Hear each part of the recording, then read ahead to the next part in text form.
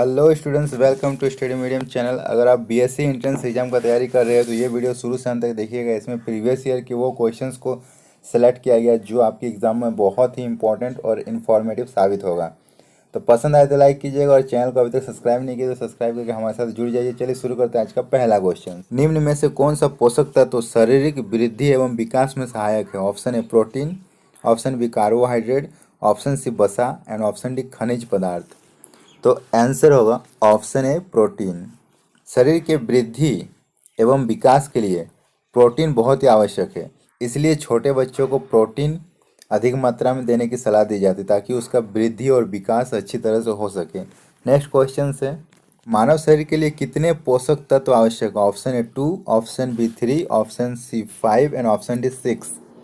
तो इसका आंसर होगा ऑप्शन डी 6। 6 तरीके के पोषक तत्व हमारे शरीर को जरूरत होती है।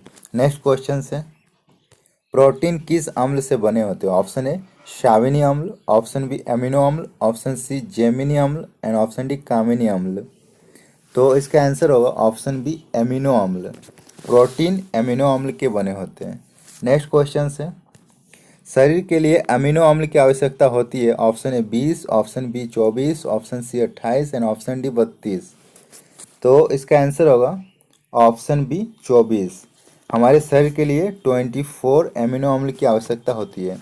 नेक्स्ट क्वेश्चन है, जिस एमिनो अम्ल का मानव शरीर पर्याप्त मात्रा में संश्लेषण नहीं कर सकता उसे क्या कहते हैं?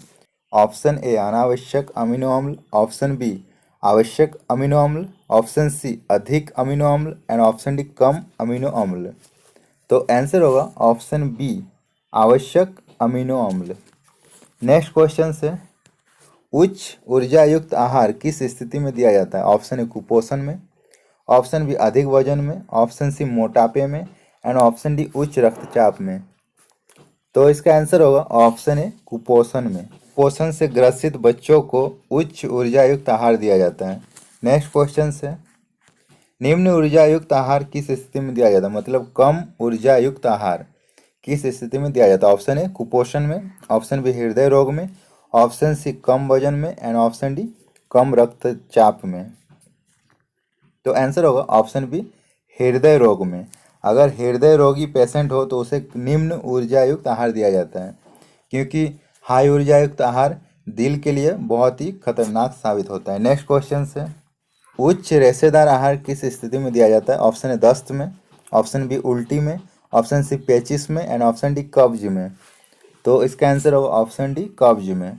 हाई फाइबर युक्त भोजन कब्ज में दिया जाता है। नेक्स्ट क्वेश्चन है, कम प्रोटीन वाले आहार किस स्थिति में दिया जाता है? ऑप्शन ए पीलिया में, ऑप्शन बी खांसी में, ऑप्शन सी बुखार में एंड ऑप्शन डी दस्त में। तो इसका आंसर होगा ऑप्शन ए पीलिया में। जब पीलिया होता है तब कम प्रोटीन दिया जाता है, क्योंकि पीलिया यकृत को प्रभावित करती है और उस समय हमारे यकृत बहुत ही कमज़ोर होते हैं। उस टाइम प्रोटीन हाई लिया जाए तो प्रोटीन का पाचन हमारे यकृत के द्वारा निकलने वाले एंजाइम्स नहीं कर पाएंगे, क्योंकि उस टाइम एंजाइम्स कम रिलीज होते हैं। तो उस ऐसी स्थिति में प्रोटीन का पाचन नहीं हो पाएगा। और आपको पता है प्रोटीन एक जटिल पदार्थ है जिसका पाचन सबसे लास्ट में होता है, इसलिए प्रोटीन का पाचन होना बहुत ज़रूरी है। तो अगर पीलिया हो जाए तो प्रोटीन कम लेना चाहिए। नेक्स्ट क्वेश्चन है, अधिक प्रोटीन युक्त आहार किस स्थिति में दी जानी चाहिए? ऑप्शन ए एनीमिया में, ऑप्शन बी पीलिया में, ऑप्शन सी बुखार में एंड ऑप्शन डी दस्त में। तो इसका आंसर होगा ऑप्शन ए एनीमिया में। एनीमिया में हमारे शरीर बहुत कमज़ोर हो जाता है, उस टाइम हमें हाई प्रोटीन युक्त भोजन की आवश्यकता पड़ती है। ओके, नेक्स्ट क्वेश्चन है, निम्न में से व्यक्ति के पोषण को प्रभावित करने वाला कारक है? ऑप्शन ए उम्र एवं लिंग, ऑप्शन बी कार्य एवं प्रकृति, ऑप्शन सी गर्भावस्था एंड ऑप्शन डी उपरोक्त सभी। तो इसका आंसर होगा उपरोक्त सभी, ऑप्शन डी। एक व्यक्ति का पोषण उसके उम्र पर निर्भर करेगा, उसका कितना उम्र हो रहा है। मतलब कोई बच्चा है और कोई जवान इंसान है तो दोनों का पोषण में बहुत अंतर होता है। यह अंतर होता है उम्र की वजह से। दूसरा होता है लिंग की वजह से। अगर ये फीमेल है और अगर ये मेल है तो भी इन दोनों में पोषण का बहुत ही डिफरेंस आपको देखने को मिलेगा, क्योंकि मेल को ज़्यादा पोषण का जरूरत पड़ता है। ऑप्शन बी में आपका कार्य एवं प्रकृति है आप देख सकते हो कि अगर ये मेल है, अगर ये ज़्यादा काम करता है, हार्ड वर्क करता है, तो फिर इसको पोषण ज़्यादा जरूरत पड़ेगा फीमेल के अतिरिक्त। और अगर कोई फीमेल मेल से ज़्यादा काम करती है तो फिर उसको भी ज़्यादा पोषक तत्वों की जरूरत पड़ती है। और गर्भावस्था, अगर कोई सिंपल फीमेल है और अगर कोई गर्भवती फीमेल है तो दोनों में पोषक तत्वों की बहुत अंतर हो जाती है, क्योंकि गर्भवती फीमेल को ज़्यादा पोषक तत्वों की जरूरत पड़ती है, क्योंकि वो एक नहीं वो दो हैं। इसी तरह ये सारे फैक्टर हमारे पोषक तत्वों पे डिपेंड करती है। नेक्स्ट क्वेश्चन से, मेरसमस का दूसरा नाम क्या है? ऑप्शन ए काला रोग, ऑप्शन बी सूखा रोग, ऑप्शन सी पीला रोग एंड ऑप्शन डी गीला रोग। तो इसका आंसर होगा ऑप्शन बी सूखा रोग। मेरसमस सूखा रोग को कहा जाता है। नेक्स्ट क्वेश्चन से, प्रोटीन की कमी से होने वाला रोग कौन सा है? Option A kwashiorkor, option B क्षय रोग, option C beri and option D pellagra. तो इसका आंसर होगा option A kwashiorkor.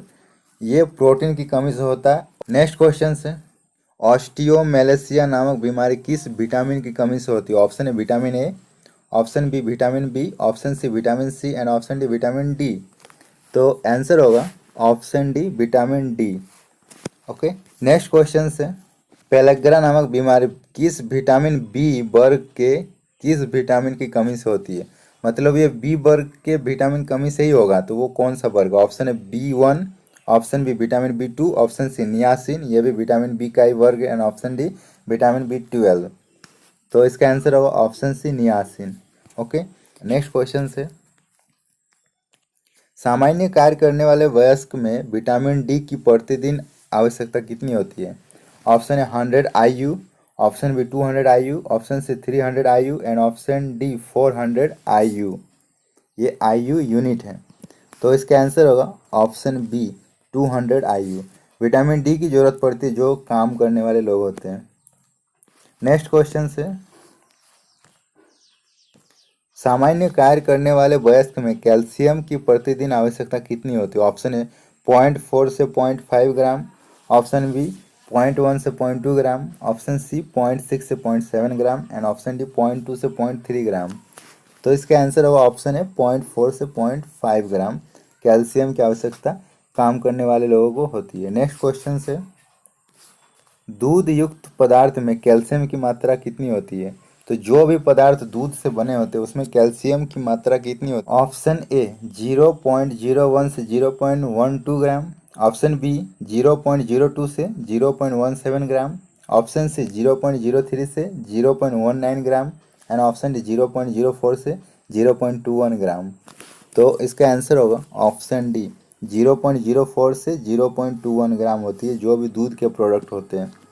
Next question से, रक्त थक्का जमने की प्रक्रिया में अंतिम प्रोडक्ट क्या होता है?